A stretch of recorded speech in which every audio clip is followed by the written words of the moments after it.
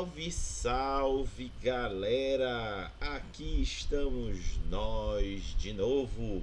Se por acaso tiver alguém agora na roxinha nos acompanhando, desejo a vocês boa noite. Para quem for nos assistir depois na vermelhinha ou aqui mesmo na roxinha, desejo bom dia, boa tarde, boa noite, boa madrugada. Vão chegando, encontrando local confortável, seja no chão, na cadeira, na poltrona, no sofá, na parede, no teto. O importante é que vocês estejam confortáveis para assistir mais um Boteco World of Darkness, que é o quadro aqui do canal para a gente bater papo sem beber nada alcoólico. A Vivi toma café ou refrigerante, eu às vezes um pouco de água. Então o álcool a gente fica devendo para algum dia, quem sabe, a gente incorporar literalmente um ambiente de boteco, porque por enquanto a única coisa que a gente incorpora do boteco é o bate-papo bem despretensioso. E hoje nós vamos ser despretensiosos com mais uma lore sheet do V5. Uau, meu irmão, não sei de vocês, mas já estamos na marca de 118 lore sheets comentadas e contando. Não tem prazo para acabar, porque ainda tem lore sheet pra caramba pela frente. Então, vamos aqui continuando. Mas antes, vamos deixar a Vivi dar uma boa noite. Olá, pessoal. Mais uma noite aqui para a gente conversar, dar ideia de melhoria, parabenizar em raras vezes, dar ideias narrativas e comentar coisas associadas também a lore sheet para facilitar tanto você como jogador quanto você como narrador, para que coloque na sua crônica, aproveite esses recursos ou desista definitivamente de jogar alguns fora e esquecer que eles existem, né? E sem presunção de achar que é a forma correta narrar, né? Aquela coisa, começar na moda do TikTok. É a minha opinião. Se for reclamar, reclama em casa. Não, gente, não é assim. A gente tenta, da melhor forma possível, deixar esse material que a gente fica decepcionado muitas vezes, de uma forma mais aprazível. Sim. Vivi, você também poderia comentar o bônus que nós vamos trazer hoje sobre a mecânica de fichas de conhecimento? Sim, preciso falar isso hoje. Bruno, falei, né, que eu ia te mandar a explicação e eu trouxe aqui, né, para onde mais que não fosse eu comentando o Lore Sheet, para trazer a mecânica, para explicar para que serve e como funcionar, como colocar no seu jogo, que é importante. Já que a gente já falou de 105, então bora retomar, porque a gente fala de tanta coisa e esquece a intenção, né, que escreveram no livro para a gente usar tudo isso aqui. Então é bom sempre fazer essas retomadas. Obrigadão por acompanhar o canal e por fazer essa pergunta. Boa. Então, como a Vivi anunciou, a pedidos, nós vamos fazer uma revisão do que se tem de definição e compreensão de ficha de conhecimento que a quinta edição de Vampiro à Máscara trouxe para se utilizar em jogo. Então, eu vou fazer aqui um apanhado e aí depois eu e a Vivi vamos comentar. Sendo assim, o que é descrito de fichas de conhecimento? As vantagens do personagem estão divididas em qualidades, antecedentes e ficha de conhecimento. Então, já saibam que ficha de conhecimento é uma das vantagens que você pode comprar no processo de construção de personagem, quando você está lá definindo em quais pontos você está distribuindo para o seu personagem. Então, está entre qualidades, antecedentes e fichas de conhecimento. No processo de criação de personagem, o jogador terá à disposição 7 pontos para distribuir entre as vantagens, inclusive em alguma ficha de conhecimento quando escolhida para atribuir pontos, ou seja, não é obrigatório. Você só coloca se quiser. Isso é importante ter em mente.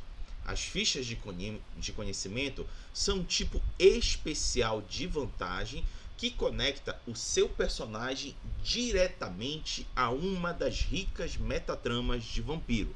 Ou seja, ela foi criada para aquele jogador que queira colocar o seu personagem envolto em algumas das tramas que são apresentadas nos livros de Mundo das Trevas, e especificamente aqui de Vampiro a Máscara. Por isso que tem essa avalanche de fichas de conhecimento que foram lançadas e ainda estão sendo lançadas conforme os suplementos vão sendo lançados para a comunidade adquirir. Então fica aí registrado qual é o objetivo e a funcionalidade da ficha de conhecimento.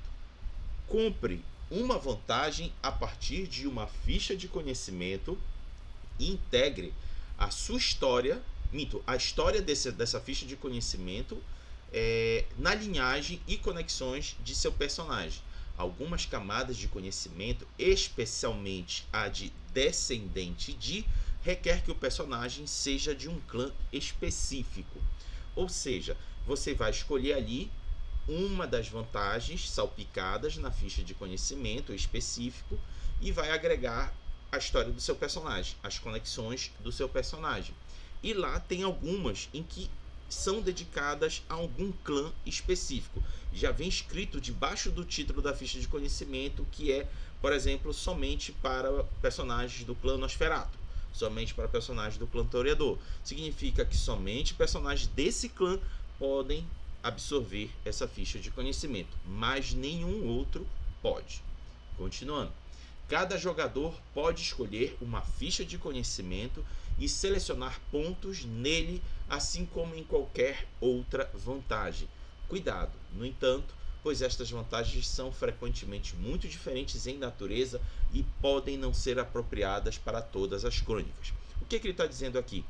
Que os níveis disponíveis não estão necessariamente interligados.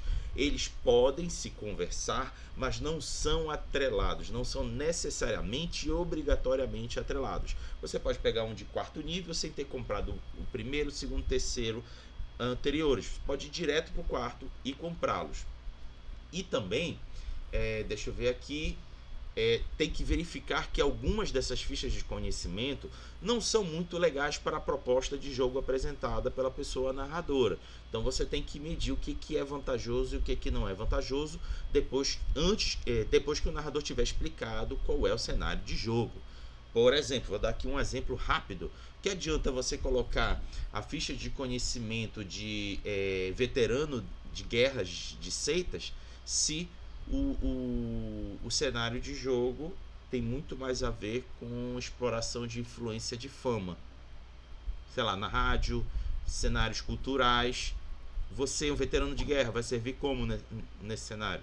Então talvez você tenha que ver alguma outra ficha mais compatível para colocar o seu personagem em situação de vantagem, que é seu nome, vantagem. Continuando, além disso, assim como outras vantagens, cada nível de uma camada de conhecimento é independente e deve ser comprada separadamente. Isso não transmite automaticamente os níveis menores dessa camada de conhecimento, que foi o que eu falei antes. A compra de um nível 4 não necessariamente te entrega automaticamente as anteriores. Se você quiser tê-las, poderá comprar posteriormente com pontos de experiência. O narrador sempre tem a palavra final sobre quais fichas de conhecimento estão disponíveis para os personagens de jogadores. A critério do narrador, os jogadores podem comprar pontos nas fichas de conhecimento adicionais durante o jogo. Isso é legal, que você pode comprar depois, e faz sentido você querer comprar depois. Seu personagem está evoluindo, inclusive na trama. Continuando, lembre-se de adicionar personagens de apoio mencionados ou criados pelas suas fichas, pelas suas vantagens da ficha de conhecimento ao mapa de relacionamento. Por exemplo, você é descendente de Helena, então tu vai colocar ali no mapa de relacionamento que pelo menos o teu senhor teve algum direcionamento para chegar em Helena, e você vai especificar isso no mapa de conhecimento. E mapas de conhecimento, mapas de relacionamentos são importantes para todo mundo estar olhando na mesa para facilitar como é que é a tua relação com os demais personagens, inclusive seu senhor. Antes de eu fechar aqui essa última parte das linhagens, vou deixar a Vivi comentar. Tiago, não tem muito que adicionar na sua explicação, né? É, a ficha de conhecimento, ela é um compromisso do jogo que trouxe coisas das outras edições, né? Teve uma renovação de plot, uma enxugada de metaplot, depois algumas coisas voltaram, mas teve. E a lore sheet é uma forma, a ficha de conhecimento, o lore sheet, é uma forma de você trazer esses pedaços que marcaram as outras edições para deixar ali na sua mão, para que seu personagem traga esses pedaços para a crônica, exatamente como o Haga falou. E o segredo para você ter, né, uma lore sheet, uma ficha de conhecimento útil para o seu personagem e para o jogo é conversar com seu narrador e com seu grupo. Né? Se você já assistiu alguns comentando ficha de conhecimento aqui, você sabe que às vezes pega, a gente pega, né? Eu e o Vaikos pegamos bastante no pé, a Ali também, o Rafa, então, nem se fala, pegava no pé de muita gente vai apenas pelo ponto, pelo benefício. Mas não é só benefício. Se você pega uma lore sheet de um descendente de Helena, vou usar o mesmo exemplo que o Haga pegou. Não, você precisa ter esse compromisso de colocar pelo menos 2 grauzinhos ali para trás de como você chega num canto, dependendo da sua geração. Ou um descendente de Helena também, pela história, né? Não é só no texto da lore sheet, a gente precisa ler pedaços do livro para ter isso, pesquisar alguns assuntos extras, como vocês também, que já viram aqui. Percebem que às vezes a gente pega pedaço de cada canto, o Haga cita a página de onde ele tira, não é só no livro, é na internet. Posturas, coisas que não é só uma vantagem, também é uma forma narrativa de engrandecer seu personagem ali, dar profundidade, dar, sabe, massa para ele estar ali, não e tipo base porque ele vai fazer. A gente está perdido de como interpretar. Olha ali o que aquela linhagem te traz, ou aquele culto vai te trazer, ou até uma vantagem. A gente já falou de o cassino, como é aquela pessoa que aposta as coisas que ninguém imaginou em apostar, né? Como ela age ali. Então, a ficha de conhecimento, além dela trazer para o seu jogo um pedacinho do lore, ela também te dá esse pedacinho de lore, tanto para você quanto seus amigos, quanto o narrador, para ampliar. Algumas rendem propostas de jogos sozinhos, só a existência dela ali no cenário, né? Tem gente que acha isso ruim, tem gente que acha isso bom, cada um tem a sua própria opinião. E você tem um potencial enorme de ganchos e de plots pessoais para desenvolver. Você pode buscar, você é o descendente de alguém, você pode estar atrás de outros descendentes na região, além daquela ideia de dominar tal lugar que você queria, ou de destruir tal pessoa, sabe? Você pode, você destruiu, por que não pegar alguma coisa da própria ficha de conhecimento que você escolheu para puxar algo? Então, ela é uma vantagem para trazer a história do cenário. A gente que ama ler todos que saem, né? Tipo, procura tempo para ler livre, colocar metaplot e tudo nessa loucura que é o mundo das trevas, é o melhor recurso para você fazer isso, porque ele já está adaptado ali para, apesar de algumas coisas não terem muita info, né? Ele já está adaptado para V5. Você traz esse pedacinho de jogo, e desse pedacinho de jogo você tem muita coisa para fazer, e não só somar pontos, somar vantagens, e algumas vezes arcar com desvantagens que elas também trazem, porque nem tudo é só alegria em Vampira Máscara. Então, é uma mecânica que, coitados dos jogadores de caçador, que não tem, e menos coitados da gente de lobisomem que fica mendigando conteúdo, né? Já que afinal a desculpa deles é que zeramos tudo, só que não. Mas caçador é quem mais sofre. Podia ter coisa assim moderna para colocar, Vampiro eu já acho que pecam um tanto por muito. A gente podia ter tirado algumas páginas aí, porque nem todas são bem feitas, e vocês vão escutar isso várias vezes nos vídeos, não são bem feitas, que ficariam bem como uma lista, ou que você precisa ter muito cuidado para abordar. Para sua ficha de conhecimento funcionar, para essa vantagem entrar, antes de tudo, converse. Converse e veja se é a direção de jogo que você quer e que a galera quer. Estando dentro, gente, vai e aproveita muito que não é igual disciplina. Você não precisa comprar 1, 2, 3, 4, 5. É exatamente o que o Raga falou. Você pode pegar só a parte interessante para você. E isso dá para fazer muita coisa com muito personagem. Assim, eu adoro essa mecânica da quinta edição, de trazer esse conhecimento para o seu jogo, porque eu adoro um metaplot. E sou suspeita para falar isso, mas como toda mecânica da V5, precisa ser conversada, precisa ser acordada. E o narrador vai ter que ter algum trabalhinho junto com você, jogador que escolheu, para poder pôr em jogo. E aí, agora para as linhagens, vai, Raga. Eu falo demais. Só fazer um complemento que a Vivi disse, uma das vantagens de comprar ficha de conhecimento em comparação com as disciplinas é que é só o custo de 3 pontos de XP por ponto de vantagem. É muito barato, gente. É muito barato. Então, ao longo do tempo, se você se programar, você consegue pegar todas as vantagens contidas numa ficha de conhecimento, diferente de uma disciplina que, conforme você vai escalando, vai escalonando a 5 vezes. Exato. Aí fica caríssimo. Mas enfim, vamos então à linhagem, botar aqui para a galera acompanhar aqui conosco. O conteúdo anterior está contido no livro básico do Vampiro à Máscara, quinta edição.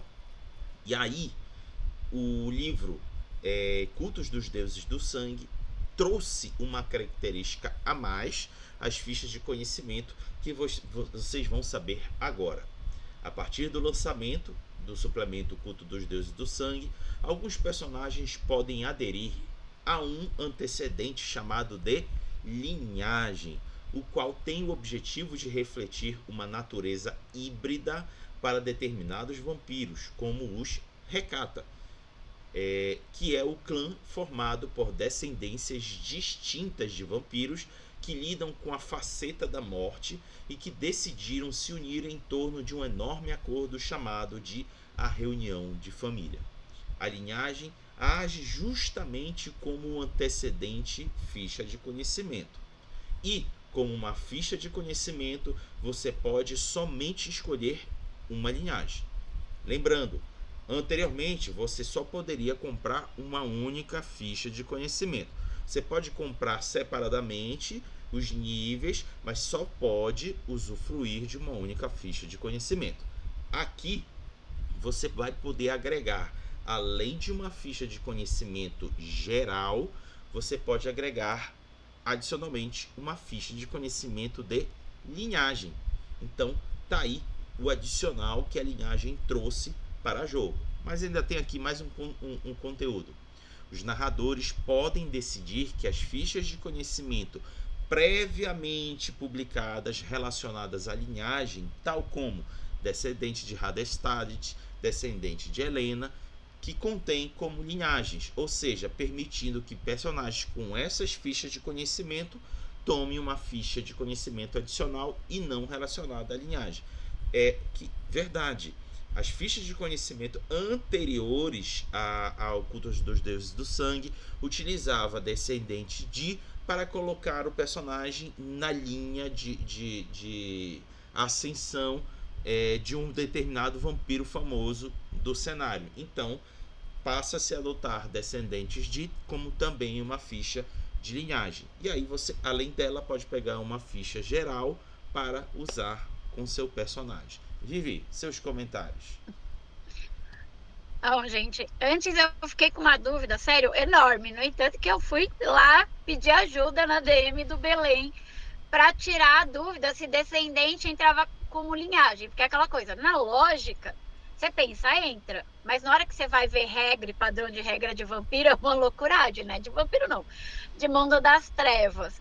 E eu fui perguntar e o Raga e a Listra me explicaram bonitinho, porque eu fiquei com dúvida mesmo, né? Porque faz sentido. Você veio de uma linha de vampiros importantes e aquilo te dá vantagem. E, gente, é a hora que eu sei que os esquecidos do churrasco sofrem. Porque é Simize abandonado, Ravnos abandonado, Gangrel tem um ali, dois ainda, mas é meio pseudo esquecido. É a hora que, assim, o cenário, espero que eles tragam um novo conteúdo, né? Afinal, tá aí o Guerrilla War para sair. E para esse pessoal que, se você trouxe esse clã para nova edição, e você não apagou todo o lore, gente, você precisa trazer um material para esse pessoal, né? Até para incentivar a jogar. Depois fala, nossa, ninguém quer jogar com Tissimize, eu só faz o mesmo Tissimize, açougueiro que faz cagada. Então, editora, você não está me dando recurso para fazer um Tissimize diferente. Demoraram uma vida para pôr alguma coisa de cultunismo. Custava colocar alguma ficha em relação a uma grande pessoa, um feiticeiro, uma feiticeira, qualquer coisa que trouxesse essa revisão da lore, de como surgiu, de como funciona.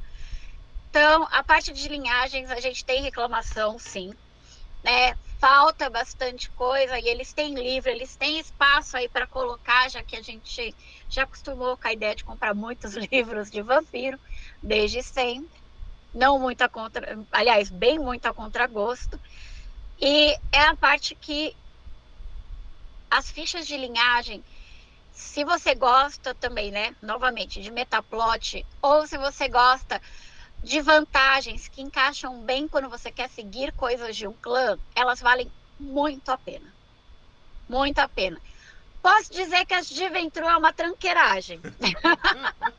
Sofri com as de Ventru, é a única que eu acho que é uma porcaria, né? Mas elas valem a pena. As de Nosferatu são maravilhosas. Suspeita, assim, total de elogiar de Nosferatu. Vale muito, dá para fazer um jogo muito diferente. Então, explorem, leiam, vejam as linhagens, porque às vezes faz sentido ter um pedigreezinho ali no seu personagem, já que ele é de um clã específico, né? E aquela coisa, prepare o estômago se você for ler as linhagens de cartas. Algumas são para tipos de jogos que, assim, se você está jogando de carta, é um jogo que você precisa conversar muito. Então, esse cuidado sempre fica. Perfeito. Então, galera, tá aí o nivelamento e explicações que nós apresentamos a vocês sobre a ficha de conhecimento como vantagem para agregar ao seu jogo. Então, esperamos que vocês tenham gostado e quaisquer dúvidas que vocês queiram que a gente mate aqui, deixa aqui nos comentários na plataforma da Vermelhinha, que a gente absorve e tenta trazer aqui em uma dos nossos encontros, em um dos nossos bate-papos, para fazer explicações como essa. Então, vamos agora à ficha de conhecimento da noite, cujo título é Cultos da Gehenna ou Gehenna, como vocês preferirem, que coincidentemente flerta com o futuro lançamento do Mundo das Trevas, que é Gehenna Wars, que vai ser lançado daqui a pouco, em que a intenção é pegar aquela parte que foi dito nos livros iniciais da quinta edição, que estaria acontecendo uma guerra entre vampiros lá no Oriente Médio. Vejamos o que esse conteúdo tende a trazer. Mas antes disso, dentro do Forbidden Religions, que é o suplemento que a gente ainda está trabalhando, traz alguns cultos da Gehenna que já procuram colocar personagens nessa direção. O cultos da Forbidden Religions, ele já tem algum tempo de lançado, já tem uns 2 anos aí, se eu não me engano. Então foi planejado para ser feito antes desse futuro lançamento que vai sair esse ano ainda. E o cultos da Gehenna é a terceira ficha de conhecimento de 6 desse suplemento Forbidden Religions. Então vamos agora ao que ele descreve nessa ficha. A depender de quem você pergunte, a Gehenna irá logo se suceder sobre os membros. ou ela está acontecendo neste momento, ou está já ou esta já aconteceu e os vampiros estão apenas encenando nas ruínas decadentes das não-vidas deles enquanto o mundo desmorona nas emendas. Enquanto alguns zombam da noção da Gehenna como uma invenção para enganar inocentes, um mileniarismo febril se agarrou em muitos membros com a crença de que essas são de fato as noites finais. De uma forma ou de outra, os cultos de sangue e heresias brotam das sombras em quantidades cada vez maiores. Os credos desses novos cultos de sangue vêm em uma variedade vertiginosa de ódio, ansiedade e fome. Os mais bem-sucedidos espalham as asas sombrias deles de uma cidade para outra, formando algo como uma doutrina coesa, mesmo quando a rivalidade de membros se fragmenta em novos cismas e heresias. Mapear a propagação de tais elementos subversivos requer uma mente ágil para monitorar a troca de tapeçaria, para não mencionar um estômago forte até para os padrões vampíricos. Todos os demais cultos da Gehenna mergulham nas práticas embrulhadoras de estômago. Galera, já adiantando para vocês, essa ficha ela tenta fazer com que seu personagem tenha algum conhecimento de grupos que pregam a Gehenna e que de alguma forma eles estão presentes na cidade de jogo. Vamos dizer que o narrador estabeleceu que a cidade que você joga seja regida pelo movimento anarco e eles aceitam que um grupo que cultua a Gehenna coabite entre eles. E aí você vai ter a sua vantagem, essa relação e esse conhecimento para usar como ferramenta de vantagem de jogo que você estiver jogando. Vivi, seus comentários. Pois é, quando eu li essa introdução, eu gostei da ideia dessa lore sheet, porque pela própria descrição, e se vocês lerem, né, no livro, infelizmente ainda não tem em português, então se vocês conseguirem vídeos que falem do conteúdo do Forbidden Religions, né, do Religiões Proibidas, tradução livre, vocês vão perceber que grupamentos de vampiros que, para variar, usam mortais e que, como o nome já fala, religiões proibidas, então elas flertam com o lado mais bestial do vampiro. E esse é um livro que dá ferramentas para você colocar essa galera na cidade, para colocar na trama que tem tanto o povo lá da Golconda, com suas hipocrisias, quanto agora o povo da Gehenna, com as suas ações, que já explica aqui, são de embrulhar o estômago. De diversas formas, não é só gore puro, é toda forma possível de deixar você nauseado. E essa lore eu gostei, porque essa introdução aqui, ela já aponta que isso vai ser uma forma de você lutar contra essa galera. De você conhecer e tirar alguma coisa dessa galera para o seu jogo. Né? Não que exatamente as outras privilegiassem para você jogar e ser um cultista, porque algumas nem tinham muito que a ver, né? Principalmente a última, mas ela não valoriza a presença do culto ali. E é uma outra forma de você encarar essas religiões proibidas. Ou você está numa delas e a outra forma é você combate elas. Como os cultos da Gehenna, né? A Gehenna é o fim do mundo vampírico, onde tudo vai ser destruído. É uma forma legal de você ser contra o pessoal que quer que o mundo acabe, sabe? Que minha bunda cresça, entendeu? Não dá pra ser assim. Então, a proposta dela eu curti. Vamos ver na hora que a gente chegar na parte, né? Mas essa ideia de você ter ferramentas para bater de frente. Aqui vai ser focado mais nos cultos de Gehenna, até pelo próprio nome, mas também com pouco trabalho do narrador, dá para sentir que você pode colocar coisas similares para derrubar em outro tipo de culto que você pegar. Então, tanto de Golconda, quanto esses que são considerados escatológicos, quanto os de destruição, quanto os de poder. Então, realmente eu gostei, assim, esse começo é meio romantizado, né? Podia ser um pouquinho mais objetivo, mas sou eu que gosto de coisa objetiva, com uma pessoa que viveu a vida, escrevendo relatório técnico, né? Se for um romance, alguma coisa assim, a gente pode brisar. Mas aqui eles tinham espaço de texto, eles podiam ser mais objetivos e dar essas ideias de mais uso aqui. Mas vão seguir, que a ideia é bem interessante. Boa. Então, antes da gente entrar descrevendo quais são as vantagens que a ficha traz, a gente gosta de nivelar o que tem de conteúdo que é mencionado aqui na descrição do Holosheet. E, naturalmente, fui encontrar no próprio livro Forbidden Religions, em que ele traz descrições desses grupos. E vamos lá. O primeiro grupo que cultua a Gehenna se chama pensamento escatológico. O trecho deles que eu vou trazer aqui é um trecho pequeno e ele tem muito mais informações para que vocês possam explorar. Então, quem quiser saber um pouco mais deles e dos outros que eu vou comentar aqui, dê uma conferida no livro. Aqui é só mesmo um gostinho para nivelar com vocês. E o pensamento escatológico diz o seguinte: a Gehenna deve de nenhuma forma ser desejável se quaisquer dos contos concernentes a ela for verdadeiro.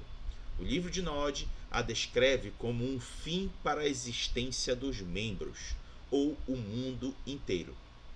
Ainda assim, a Gehenna parece ir e voltar, e os cultos do juízo final brotam para profetizar um novo fim quando o último passar. Para os seres eternos, tal como os membros, a ideia de um tempo final pode parecer aterrorizador, mas também altamente improvável. Os cultos que brotaram e persistiram em adorar um fim antecipado ou o aceleraram adiante são uma mistura de ameaças formidáveis e charlatões previsíveis. Poucos poderiam ser descritos como funcionais dentro da sociedade dos membros, mirando em explorar ou destruir. A maioria ocupa espaços do lado de fora dos domínios grandes, ordenando sobre os cultos de mortais dedicados ou professando tais crenças esotéricas como para deixá-los alienígenas em meio à companhia educada. Se estiver tentando enganar membros para se entregarem à destruição de uma forma que beneficie os líderes do culto, ou mirando em trazer o fim através do fogo e enxofre, uma praga dos mortos, ou através do controle de toda a vida e não vida dos cultistas, os membros desses cultos da Gehenna inevitavelmente entram em conflito com os vampiros companheiros deles sempre que eles são encontrados. Aí, a descrição do que é o pensamento escatológico, e percebam que tem espaço para aqueles realmente crentes de que a Gehenna é o fim de tudo, e tem aqueles que se aproveitam desse temor para obter vantagem. De uma forma ou de outra, eles professam que a Gehenna é o fim de tudo e que você tem que se preparar para isso e aceitar que eventualmente esse fim vai chegar. Vivi, seus comentários. Bem, gente, né? Primeiro vamos falar da palavra escatologia, né? Que é mesmo a gente fala muito isso de humor de filme americano, que é tudo que refere a quando a gente lida com excremento, substâncias corporais, né? Sangue, suor, urina, fezes e tudo mais. Então, esse pensamento escatológico é que vai dar tudo errado, tudo vai virar um mundaréu de coisa que ninguém quer ver, que ninguém quer tocar, que ninguém vai querer mexer, porque isso vai acabar, vai dissipar, vai trazer coisas que nós não gostamos à tona, né? E é por isso que é esse pensamento, já que a Gehenna deve ser o que ninguém quer que aconteça. Mas você vai ter um grupo de pessoas, né, de vampiros e de mortais, movimentados por esses vampiros, claro, biruleibe da vida, sabe? Que querem que isso aconteça. E eles se esforçam para que isso aconteça por crenças distintas, eles não acreditam na mesma coisa. E eles não se seguram a ter que fazer coisas que nós consideramos grotescas e nojentas para que isso se mantenha, tanto de forma literal quanto de forma psicológica ali para tocar o terror, né? É um culto que, para variar, tudo que tem nesse filme, ó, nesse livro, precisa conversar, porque ele vai mexer principalmente com manipulações, pontos fracos, necessidades e práticas que podem gerar gatilho, né? Até por lidar com este assunto. Se você não gosta de gore, deixa bem claro, porque as narrativas de algumas coisas e rituais dessa galera pode pender para esse lado. Dá para jogar atenuando, dá para jogar com véu, dá para jogar com linha. Você consegue ainda pôr o impacto, mas verifique se é isso que você quer pro jogo. E o que é bom de ter um culto assim, bom entre aspas, é que agora você coloca a Guerrena dentro do seu jogo. Antes, nas edições anteriores, e até pela explicação porca que a gente tem no livro básico, que é um trechinho de nada, a Guerrena era um negócio longe. Desde o livro do Sabá, finalmente a editora começa a pensar que não é legal você ficar colocando guerras e destruições focado num ponto do mundo. Até porque desgraceira acontece para todo lado. E, tipo, percebemos seu preconceito com toda uma população do Oriente Médio, galera que escreveu isso daqui. Então, no livro do Sabá, é citado, né, que o Sabá é o grupo, e o único grupo até então, na época que foi escrito, que sabe que a Guerrena não é o Oriente Médio. A Guerrena são brigas em todos os cantos do mundo e notas de destruição em todos os campos do mundo. Então, tipo, gente, vocês podem colocar esses cultos e esses pedacinhos de guerreiro, e agora eu vou usar o exemplo tanto do Rafa quanto da Tati, no seu Piraporinha by Night, sabe? Tipo, Santa Rita do Passa Quatro by Night, porque pode começar o fim do mundo naquele pedaço, não interessa onde seja.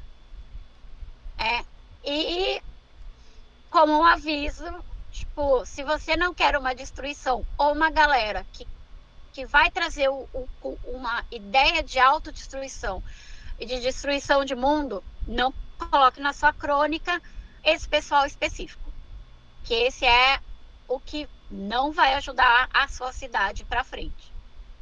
Mas se você gosta de flertar com essa questão, que dá narrativas muito boas, né? O que fazer em um mundo que vai acabar, ou lutar contra pessoas que querem mais é que o mundo acabe, ele dá também muita coisa legal.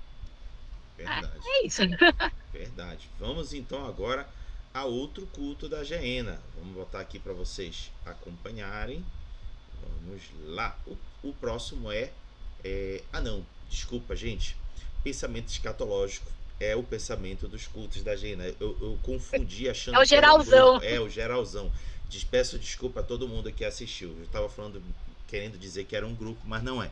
É o pensamento coletivo daqueles que acreditam na Gehenna. Agora sim, vamos para os grupos propriamente ditos. E também ainda contido no Forbidden Religions. O primeiro deles, o título é Os Murmúrios dos Mortos. Eles acreditam que aquele que fala os coordenou. Galera, só para dizer uma coisa. Eu preferi traduzir como aquele que fala, porque em inglês está somente como speaker. E speaker é falante. Eu achei estranho o falante, aí eu preferi colocar como aquele que fala. Mas vocês vão entender por quê. Eles acreditam que aquele que fala os ordenou para que se preparassem.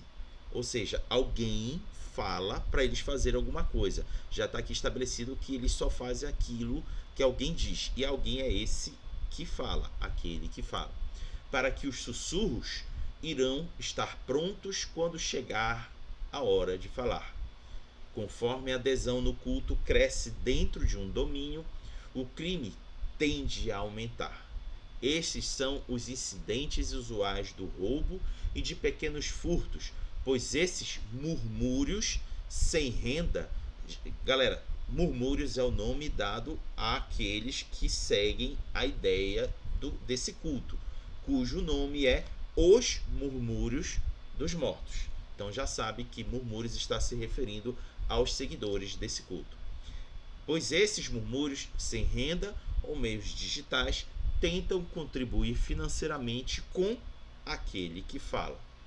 Alguns murmúrios formam coterris para agarrar ou roubar artefatos ou tomos para colocar aos pés de aquele que fala, na esperança de provar que eles podem ser de uso para o caputim. Aquele famoso personagem Recata que vocês já viram a gente comentar várias vezes. Várias vezes. Então já sabem que este culto aqui tem a ver com o clã Recata. Olha aí, tem um grupo específico de Recata que acredita na Gehenna. Continuando. Tristemente, muitas dessas crianças da noite não sabem a diferença de um artefato de uma peça de museu regular. Como resultado, aquele que fala encontra-se em posse de uma considerável coleção de quinquilharia valiosa.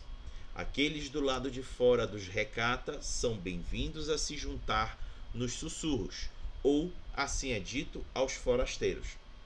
Aquele que fala instrui seus murmúrios a ludibriar aqueles do lado de fora dos Recata com interesse na necromancia para formar laços com eles ou para drenar dessas promessas os recursos deles. Faça eles acreditarem e eles farão qualquer coisa. Então, esse grupo aqui, já que já está dizendo, gira principalmente em torno de personagens do clã Recata que obedecem fielmente a esse personagem que eu chamei de aquele que fala. O que ele disser, eles vão fazer, que envolve muitas das vezes a furtar itens que pode ser de interesse do caputinho. Então, que detalhe, esses itens de alguma maneira relacionados à Gehenna. Ficou um pouco confuso, mas é esse o modus operandi desse grupo. Eles são ordenados e direcionados. Não é um grupo caótico, não é um grupo desordeiro que se move por pensamentos independentes. Não, eles são muito organizados e muito direcionados por uma mente pensante. Vivi, seus comentários. Aqui a gente entra no primeiro culto que explora, né? Hecatas dissidentes, Hecatas perdidos e até, pelo que a propaganda, né, que os murmúrios fazem, qualquer outro vampiro que vire até ele, que estão perdidos, que querem entender alguma coisa para convencer as pessoas, mexer no psicológico deles e falar que ali do lado deles, essa galera vai sobreviver de alguma forma, transcender de alguma forma o fim do mundo. E é por isso que eles não ligam nada desse pessoal, né? Roubar, furtar, invadir, destruir na hora que tá fazendo isso, porque afinal o mundo vai acabar.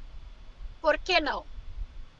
Então, e assim, aquele que fala, né? O livro já descreve que é uma pessoa específica que sempre usa um manto, que está com uma máscara preta para esconder ali aquela voz, que diz que fala por uma figura superior, que é o Caputinho, e que precisa de informações e coisas e precisa ser agradado pelos outros, né? Então vocês já viram que é um culto nada saudável, que vai colocar seu vampiro em risco e para benefício de pouquíssimos. Eles têm, pelo que o livro deixa pra gente, são artimanhas muito mais mentais, e não quero que elas sejam menos piores do que coisas físicas que eles fazem para atrair os novos murmúrios para ali, né? E se vocês estão estranhando o nome daqui, vai chegar em um que fica mais confuso o nome ainda, gente. Nesse livro de cultos, abracem a ideia de que os nomes são doidaços. Aham. É bem coisa de religião golpista, assim. Esse é o que fica mais claro, do tipo, me dá tudo que você tem, porque é uma forma segura da gente ficar aqui, o mundo acabar, né? E, na verdade, só quer usar aquelas pessoas e dane-se. E foi criado até como uma piada, né? Foi criado como uma piada para um vampiro muito do malandro e que, coincidentemente, também é um Hecata. Por que não? Boa. Não fala a linhagem, hein? Não fala a linhagem. Então a gente não pode falar que é um Giovanni safado. Boa, boa. Então bora para o próximo culto da Geena, cujo nome é os órfãos de Enoque. A Geena está aqui. Os órfãos de Enoque farão de tudo o que eles puderem para vê-la queimar esse mundo para que outra possa se colocar no seu lugar. Eles viram e ouviram falar dos jardins que vieram e se foram. Eles acreditam ardentemente que somente os dignos merecem entrar no mundo que está por vir. E quem é mais digno do que aqueles que viram os sinais? Eles perambulam as terras além do véu da morte, passaram por tormentas de vidros uivantes e sobreviveram à perseguição daqueles que eles antes consideravam companheiros. Os órfãos de Enoque desejam nada mais do que ver o fim do mundo, porque eles estão confiantes de que um melhor se coloca além deste.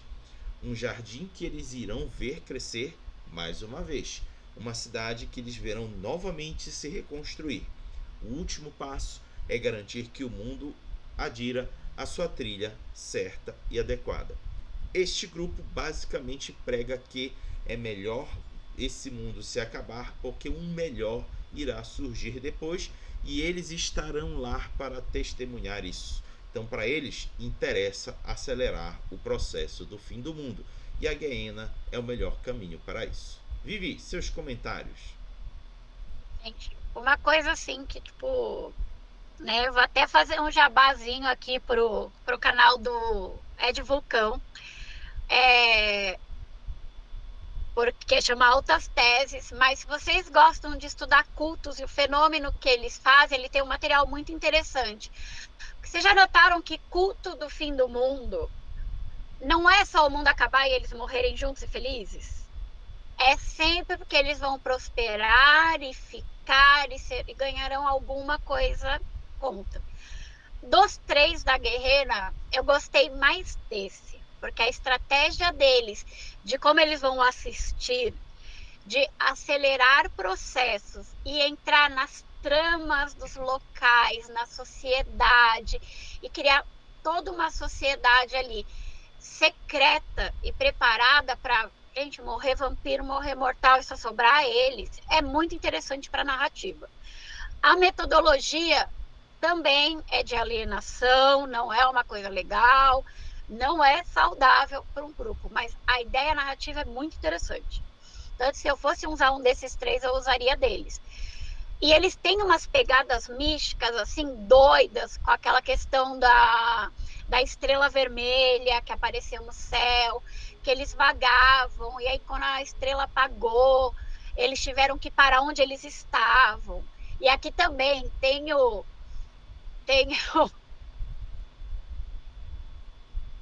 tem um membro perdido e tem um membro achado, né?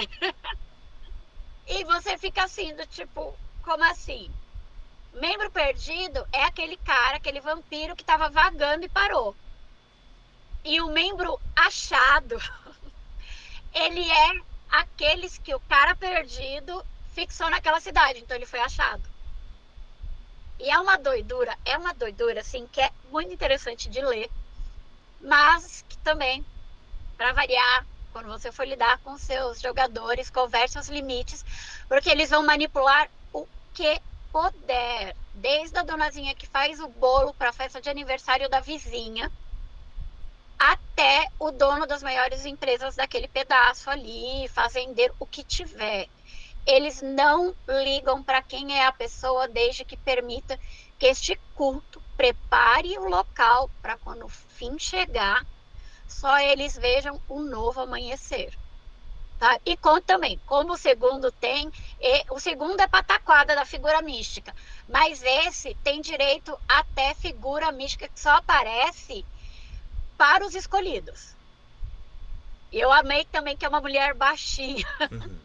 Eu adorei, gente. Baixinhas têm o poder de fazer o povo ficar doido.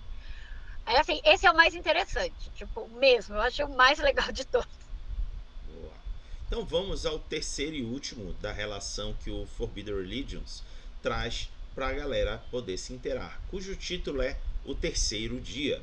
O Terceiro Dia é um culto proeminente da praga nodista com a sua coterie inicial baseada em Antuérpia, enquanto eles mesclam algumas teorias da crônica dos segredos do livro de Nod, muito como a igreja de Caim, eles adiam a veneração religiosa deles pelo próprio chamado. Lembra lá do livro básico da quinta edição? O chamado é esse efeito de atração dos anciões e dos Matusaléns para a guerra da Guiena. Por isso que em um dado momento, no início dos primeiros livros, esses anciões saem de cena de jogo, deixando as influências e as cortes locais desabastecidas dessas cabeças pensantes e ordenantes do cenário, porque os anciões e Matusalém são muito fortes, e aí, por serem muito fortes, os ancilas, neófitos e crianças da noite basicamente obedeciam o que eles ditavam nas cidades. Então, como eles saíram em função do chamado, aqui está dizendo que essa busca adiar a veneração religiosa deles pelo próprio chamado. Os verdadeiros membros do culto veneram o chamado e acreditam que seja o trabalho de um Matusalém poderoso, um antediluviano perdido ou membro da temida segunda geração. Eu fiquei aqui curioso deles estarem citando segunda geração, porque no livro de Nod é dito que a segunda geração toda foi destruída pela terceira geração. E aí, isso eu tenho que depois investigar um pouco mais no conteúdo do livro do Forbidden Religions, por que eles têm essa crença de que a segunda geração pode estar maquinando isso tudo. E se um dia os autores da segunda... os autores do World of Darkness decidir que isso tem a ver com uma segunda geração, nossa, seria um plot twist gigantesco de tudo que já foi lançado até hoje de Vampiro à Máscara, porque em nenhum momento segunda geração foi sequer citado nesses mais de 20 anos de Vampiro à Máscara. Vivi, seus comentários. Gente, esse pessoal assim, é legal você ler para ter um pouco da ideia do que o Beckoning pode fazer com um vampiro velho. Ele dá algumas sugestões, efeitos colaterais, e ele é um dos mais assim físicos porque ele descreve práticas assim complicadas de você se afastar do Beckoning, que seria algo sagrado, né? Já que eles buscam essas pessoas que foram ou que estão resistindo para pegar mais informação e tudo mais, essa busca de conhecimento para eles. E, obviamente, entender quem são os escolhidos, que entendendo os escolhidos que são chamados, você vai entender o que quem está chamando quer fazer. Né? É aquela coisa, você estuda a consequência para depois descobrir a causa. É o raciocínio desse culto. E, assim, quando eu li Segunda Geração, eu fiquei também chocada, porque eu falei, gente, 30 anos de livro, se eles fizerem isso, a gente já sabe que esse conteúdo não está no Guerrilla War, quer dizer, né, pelo menos nas partes anunciadas do Guerrilla War. Vamos ver se não aparece a loucura de uma segunda geração aí, gente, porque é uma galera na sequência de Caim, né? Não foram os primeiros, que o primeiro foi o casal, pelo livro de Nod antigo, foi o casal que saiu ao sol porque não aceitaram a maldição vampírica, né? E Caim ignorou, deserdou da linha ali. Mas é o pessoal que fez todo o resto, que abraçou todo o resto e que até então nunca foi cogitado que podiam ser eles. Então, se a gente já tem medo do poder do que é um antediluviano acordando, pelo que aconteceu com os Ravenos, Imagina o que é a segunda geração acordando. Putz, caramba. Né? Do tipo, sei lá o que a editora vai vir, né? Tá com uma equipe nova criando aí. Como esse livro já, né, o Raga já falou, tem mais de 2 anos escrito, então pode ser mais um plot jogado no ralo, já que o Beckoning também está estagnado e o Beckoning você é obrigado a ceder ao Beckoning. Mas se quiser ficar no seu cantinho, pode. É. Porque é o que acontece, cada vez você vê mais uma galera ali resistindo piamente e tinha que já ter que dado linha na pipa há muito tempo. Mas, e assim, esse culto não é, tipo, da galera que você quer ter na sua cidade de verdade. Por isso que a Lore Cheat, para lidar com essa galerinha, tanto do terceiro dia, da outra também não é legal, né? Do. Oh, meu Deus, tem um sussurrador, sussurradores não, tem a voz e eu esqueci o penúltimo que a gente estava falando. É o de Enoch. É que eu vou pegar. É, do Enoch, dos perdidos, né? Isso. Dos perdidos e dos achados. Os órfãos de Se Enoch. você é de São Paulo e pega metrô, é a cabine da SSO, sede desse culto. É, e para quem não conhece, Antuérpia ficar na Bélgica, tá? Porque eu também fui procurar no Google, porque, tipo, já ouvi esse nome em algum cenário, não lembro onde fica. Então, ele não é também muito legalzinho para você pôr, porque para você se manter fora do beckoning, que a gente tem exemplo no quadrinho, é com sangue de metamorfo. Que a gente tem exemplo da Helena, é ficar bebendo de vampiros mais novos e afinar o próprio sangue, afinar, entre aspas, deixar mais fraco o próprio sangue. Aqui essa galera vai para outras pontas de extremidade para que não são agradáveis para uma população local. Então, se você quer colocar, são cultos legais de você ter na sua história, mas com as precauções adequadas e para você mesmo ver que todo mundo quer que o mundo acabe, mas que a bunda deles cresça. Boa, boa. Então tá aí o nivelamento que nós fizemos do conteúdo dos cultos da Gehenna. E agora a gente vai ver o quão isso está entrelaçado na ficha de conhecimento cultos da Gehenna. E o primeiro nível dessa ficha é a Máscara da Trilha Ensanguentada.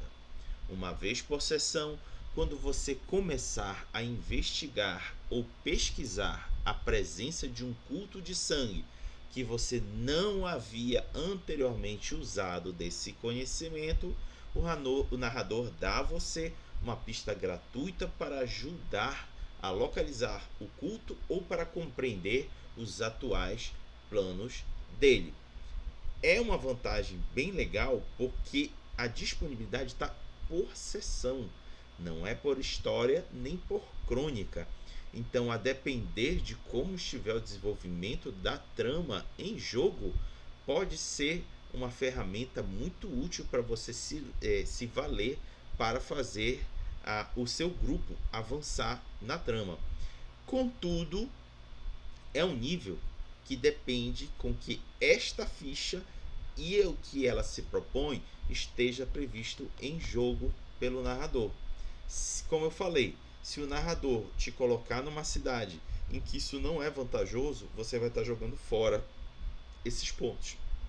Então, para ele realmente ser um nível de fato vantajoso, converse sempre com o seu narrador e pergunte a proposta dessa ficha de conhecimento e os cultos da Gehenna estarão presentes no cenário.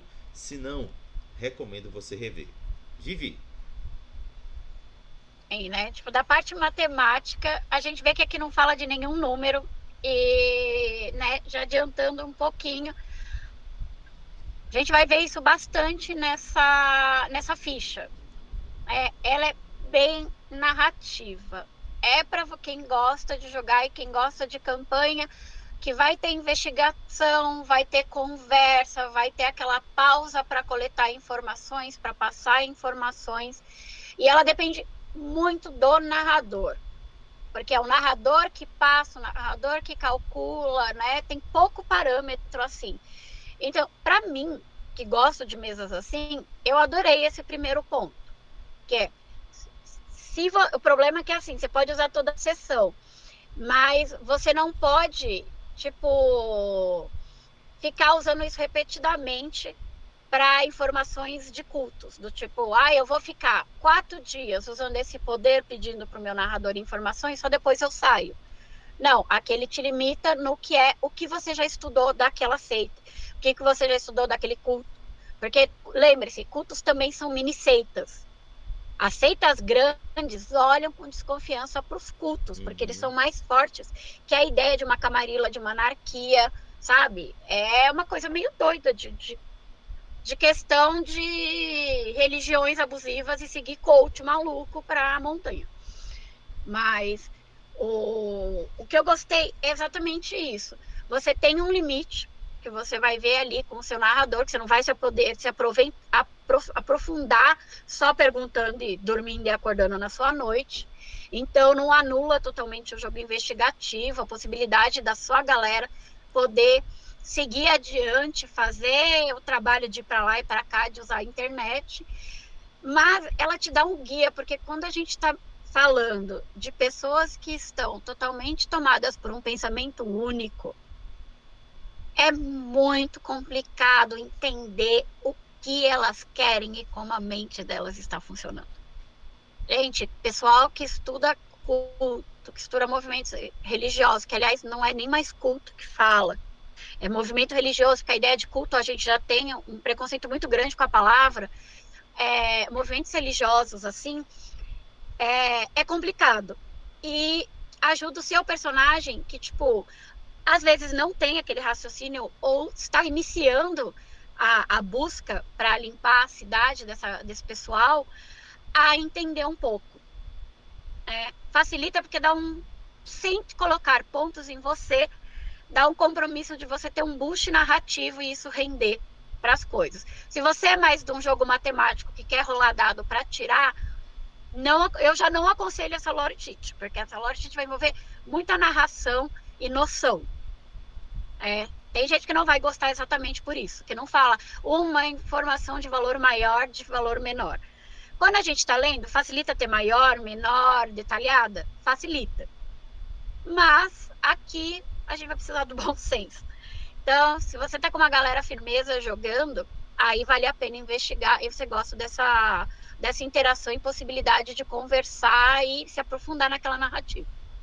Muito bom. Agora a gente vai para o segundo nível dessa ficha de conhecimento. Já vou aqui compartilhar com vocês, cujo título é Cão de Caça Fiel. Você se provou como um investigador. Você já expôs e derrubou pelo menos um culto da Guiena e mostrou a sua coragem aos olhos das seitas. Tanto a Camarilla quanto os anarcos confiam em você como um especialista nos cultos da Guiena. Você exerce 3 pontos de status enquanto estiver tomando uma ação para investigar ou perseguir um culto em nome da seita. Momentaneamente é algo muito vantajoso quando você precisa coletar informações num local em que não está muito aberto a te entregar o que você deseja. Então você precisa fazer o que a gente chama aqui no Brasil como dar carteirada. Tu vai chegar, eu sou cara, tenho status 3, trate de me dizer logo ou você vai se queimar com todo mundo da seita. É basicamente isso que o livro está dizendo. E como eu disse anteriormente, reitero, isso aqui só vai funcionar se a trama do jogo estiver envolvendo algum culto da Guiena que esteja tramando ou provocando algum efeito na cidade e o seu personagem, como o seu grupo Coterri, foi demandada a investigar ou talvez realizar alguma ação que demande de você primeiro investigar para poder depois realizar. Vivi, seus comentários. Não, né? Quando a gente vai para o ponto 2, 2 para 3 de status numa situação.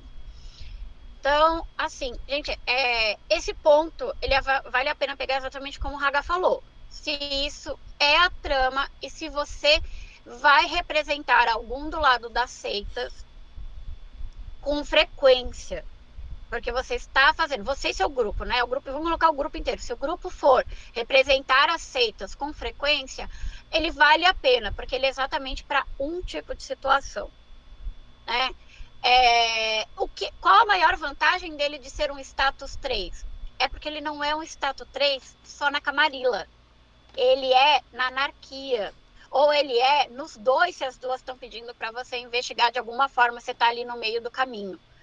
Então, tipo, por 2 eu pego um status 3, só que você vai ter que pagar status 3 em cada seita. Aqui não. Você usa a seita. Você pode até usar para os. Apesar que independente não é seita, mas vai que você está fazendo por independente ali, tem um monte de ECATA na sua cidade. Porque afinal podem estar correndo atrás dos murmúrios suspeitos.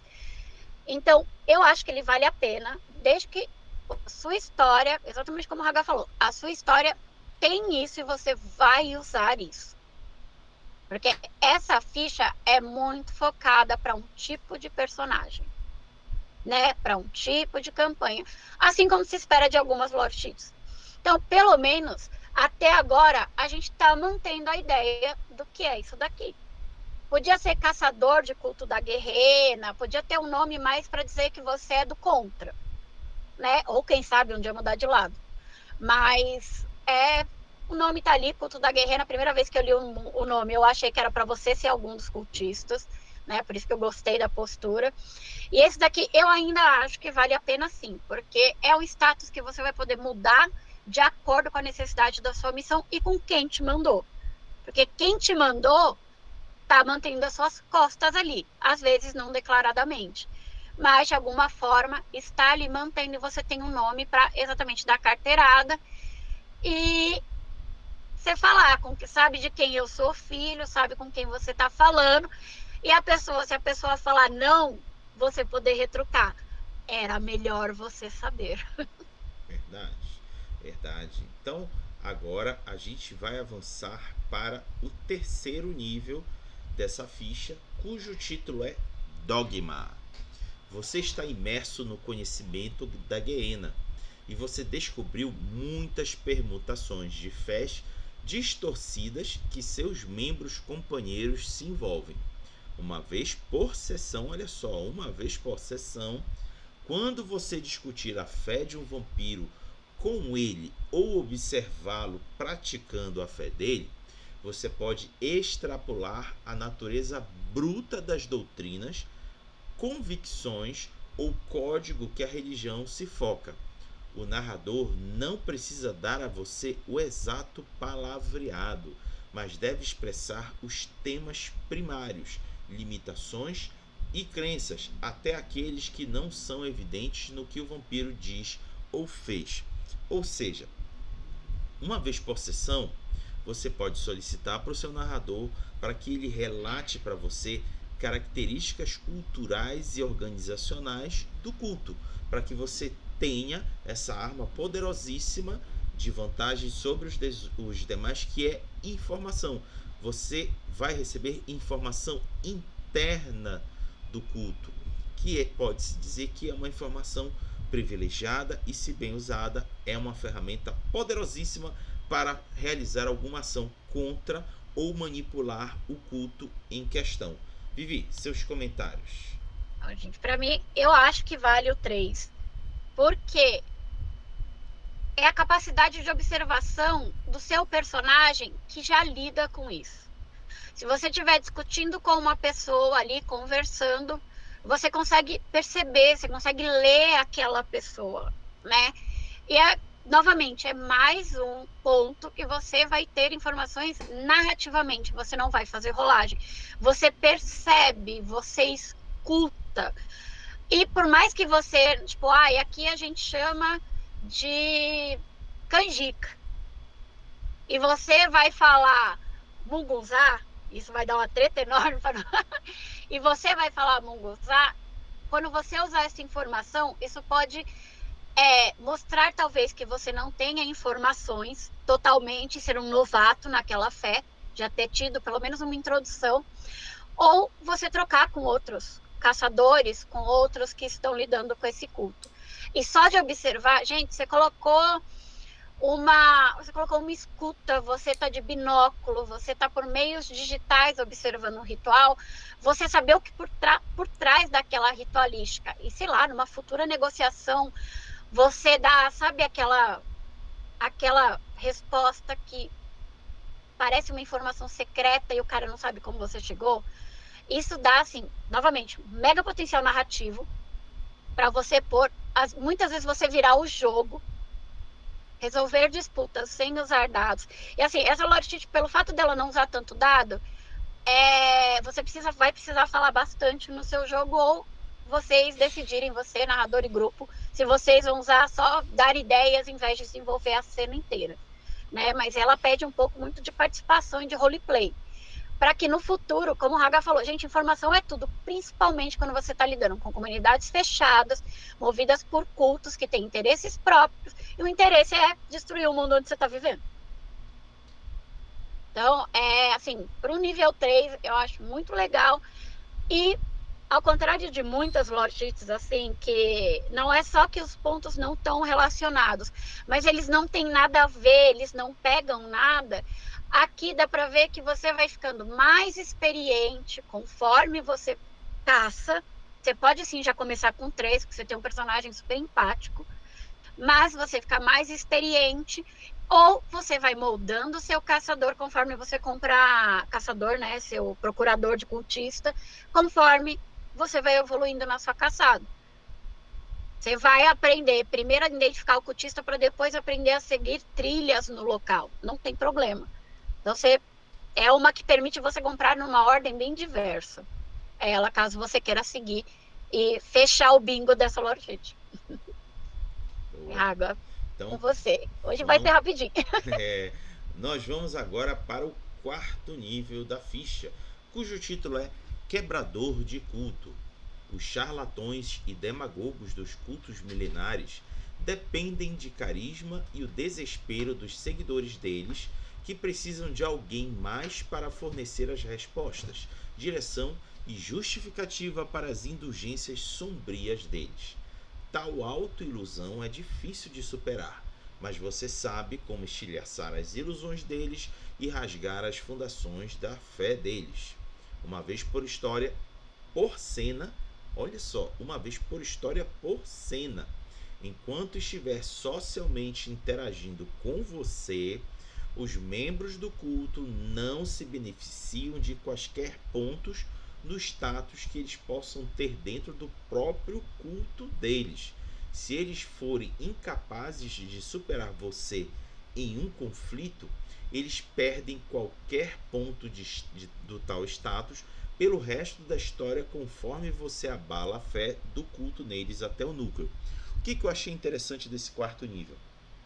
Ele está considerando que você já está transitando dentro dos locais de influência do culto e que você está submetido às influências daqueles que comandam o culto. Naturalmente, aqueles que comandam o culto têm status. Status é um poder de influência sobre aqueles que seguem o culto.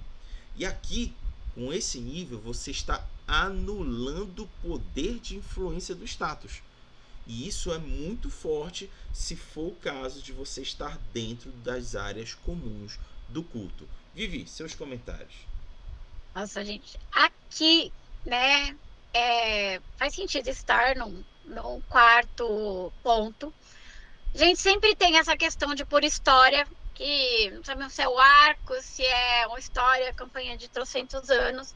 Então, eles precisavam melhorar aqui na descrição do por história, né? Tecla que a gente já bate toda vez. E assim, né? Além do que o Raga falou, de um estrago que você faz quando você quebra uma figura de poder para aqueles que estão próximos, é um quarto ponto muito cruel. Porque aqui você vai ter a capacidade de destruir de mexer com a mente daquela pessoa, né? Como eu falei lá antes, cultos assim, eles buscam pessoas desesperadas, facilmente manipuláveis, para que eles possam tirar tudo que aquela pessoa possa ter de útil para a causa do próprio culto e anular a existência daquela pessoa enquanto ela for útil, né? E aqui você vai, de alguma forma, né, que você decidir ali no jogo, você vai voltar essas pessoas para a realidade. Gente, quebrar ideias mentais. Você precisa, sim, de vantagens para fazer isso. Mas tem tudo para ser um processo longo, trabalhoso para o personagem, dependendo do quanto de drama vocês querem. E também, novamente, ativar gatilhos de pessoas, porque trazer pessoas dessas ideias alienantes de cultos para a realidade e tirar o poder, né, do líder ou de alguém importante sobre a vida daquela pessoa, o seu personagem está ali para destruir o culto. Dependendo da humanidade dele, querido, ele não vai se preocupar com essa pessoa. Então, em questão narrativa, você pode ter toda uma leva de vampiros e humanos que tiveram essa ilusão quebrada e que agora são problemas que ficam na cidade. Eles não têm o culto para tirar as dúvidas, eles não têm o culto para seguir a vida, e você vai ter vampiros desiludidos que podem cair para a besta e destruir tudo, que podem caçar outros cultos e aumentar o número, caçar não, procurar outro culto e aumentar o número naquela região, e uma população mortal que, dependendo de como elas saírem com a ressonância ou até discrasias no sangue, elas não podem ser usadas de rebanho. Então, esse ponto é um quarto ponto que rende muita, muita farinha para o angu.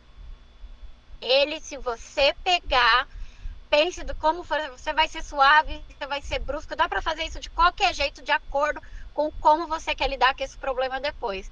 E narradores mergulhem nas consequências. Porque, além de tudo, você já está no culto. Você já esteve antes nesse lugar.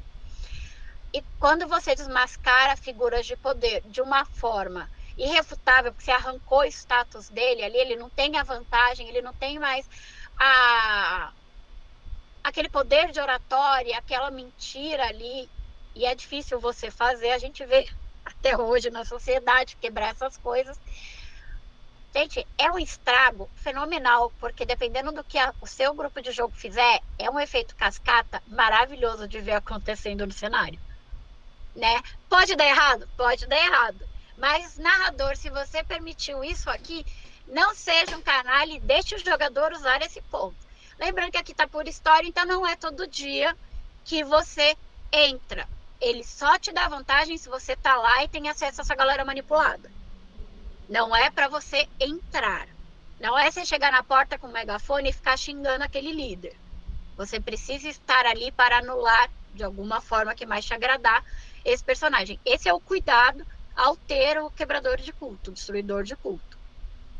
Porque não é para você entrar ali. Você já precisa ter feito todo o seu roleplay, toda a galera junto, para poder chegar lá dentro e apodrecer essa árvore por dentro.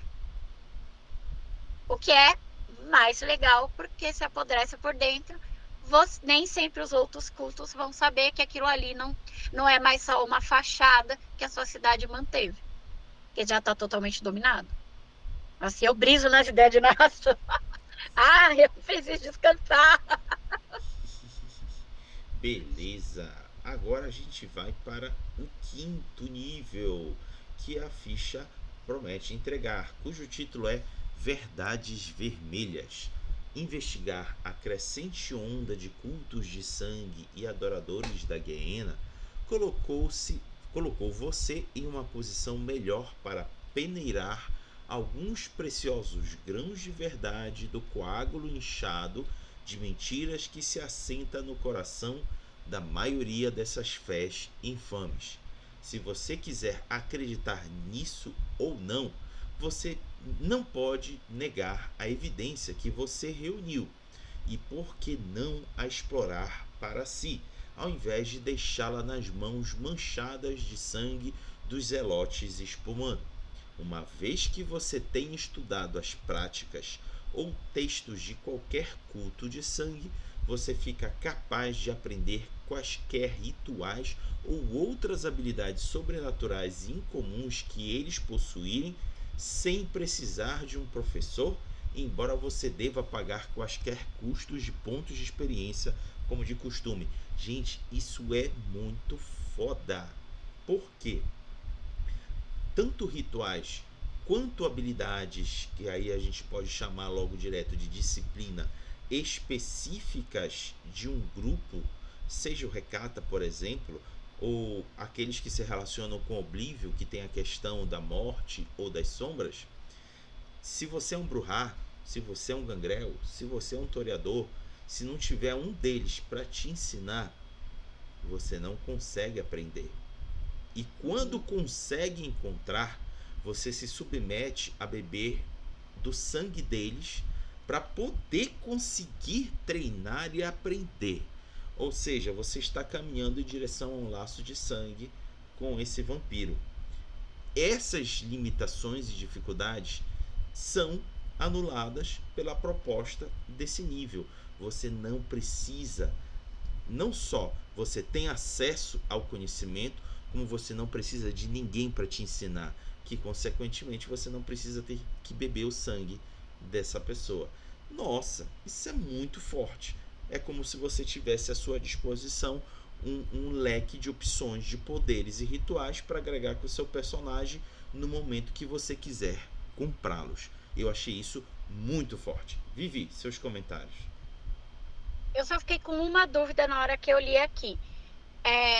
A possibilidade de você aprender disciplinas que são exclusivas de clã, que você precisa essencialmente de alguém te ensinando, porque é a mentalidade daquele clã. É ótima, mas ele anula você ter que pagar 7, ele barateia seu Não, investimento, não. ele não barateia, que eu É, fiquei nessa dúvida. o que ele está dizendo aqui, por exemplo, embora você deva pagar quaisquer custos de pontos de experiência como de costume. Ou seja, já reconhece de cara que é um poder que não é de clã. Então você vai pagar os custos disso. Então, tipo, né, eu fiquei com dúvida, eu falei, não, eu vou perguntar para ver se eu entendi direito. Mas é isso mesmo. Ele é um nível 5.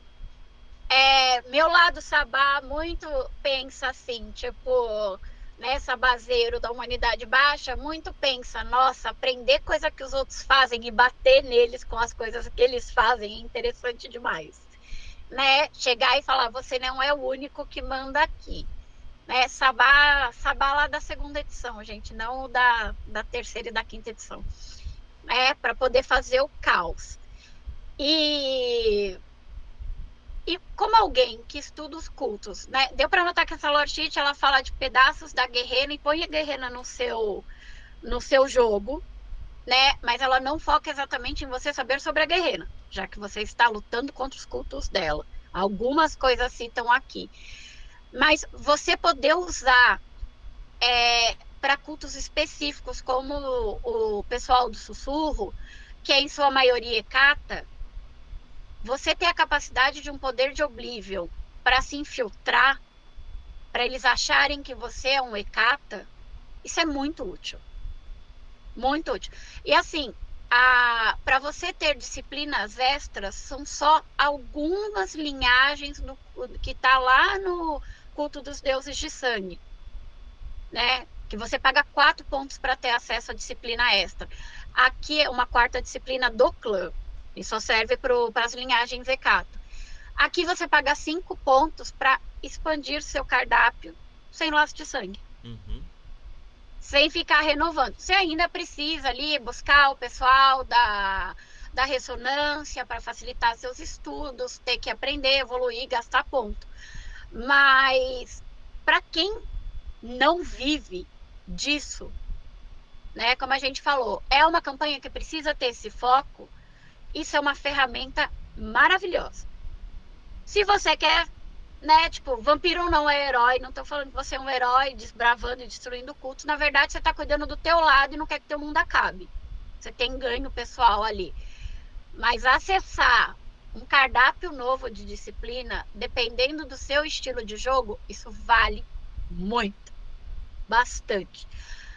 Eu acho que para a proposta da ficha, ela tá ótima no nível 5. Acho que é o máximo que você consegue de estudar ali, sim, um jogador novo, que vai ter baixa geração, chegando e que da sua história você já faz isso e estuda essa galera, né? E se você quiser despirocar depois com esse nível 5 que virar um problema pro seu grupo, se a galera tiver de acordo, você pode virar o próximo plot. Né? Como eu disse, eu gostei dessa lore sheet. Gostei dela ser bem narrativa, porque eu amo uma lore sheet narrativa. E, assim, grupo, personagem, jogador, narrador. Conversem para que ela possa ter esse potencial interessante. Mesmo. Mais gente, tipo, gente, um jogador pega um nível, o outro joga outro nível, para vocês terem, sabe, aquela mistura boa de agir com os cultos da guerreira. Vamos ver se eles citam alguma coisa agora no Guerrilla War, né? Porque afinal está saindo esse suplemento. Se melhora ou piora esses cultos. Mas o que eu gosto é que assim, também, né? Novamente voltando no porque eu gosto de ser alguém que combate o culto. Porque guerreira não é legal de acontecer, gente. É o fim, é o final que a gente sempre temeu em vampiro.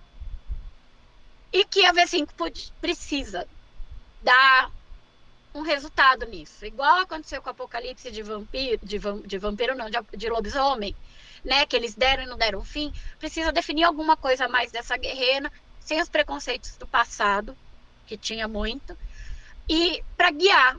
Porque quando você fala de guerreira para muito jogador, ele vira e só faz assim, sabe? Tipo, isso não acontece, isso não chega no meu quintal. Como diria um vizinho meu, está lá na Arábia, sabe? E, tipo, não vai chegar aqui. Meu Birigui by Night.